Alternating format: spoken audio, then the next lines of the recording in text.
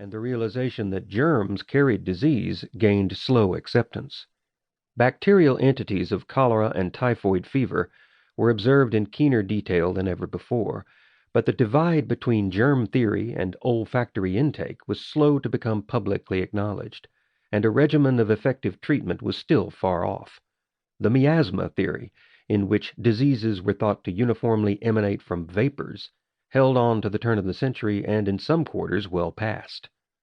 Primitive as the medical knowledge of 1900 may have been, the field was entering the transition from the germ theory to the vaccine age in a quantum leap for research.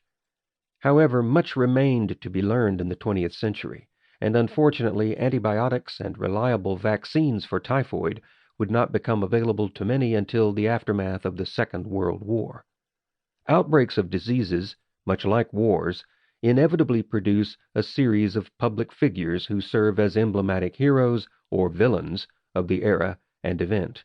And in the case of Mary Mallon, now known around the world as Typhoid Mary, only a few deaths and a relatively small group of infections actually occurred before she was arrested.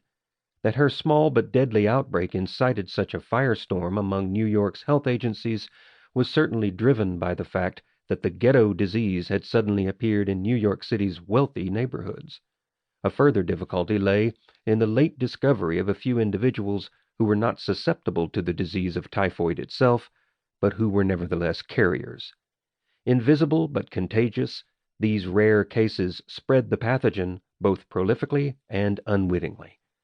As a natural social conflict arose, public debate came to the fore over the civil rights of those apprehended for carrying major diseases. The phenomenon of a carrier immune to typhoid and other afflictions had been noted by the early 19th century and can be found in the journals of obscure researchers. However, even prominent medical practitioners were generally unaware of ever having observed such an individual, and the chances are slim that an uneducated domestic servant from a rural county in Ireland would encounter the research or possess the knowledge with which to identify the carrier. In fact, in a state of disbelief maintained throughout her adult life, Mallon defied the medical community's depiction of her as infected at all. Originating in a culture where disease was still believed to be the result of noxious vapors, and where one was not sick unless she appeared to be so, Mallon viewed the entire investigation as pure persecution. Along the way, she did herself little good, with an aggressive, explosive temper and a general belligerence toward any idea of cooperation with medical personnel whom she took to be frauds. As a carrier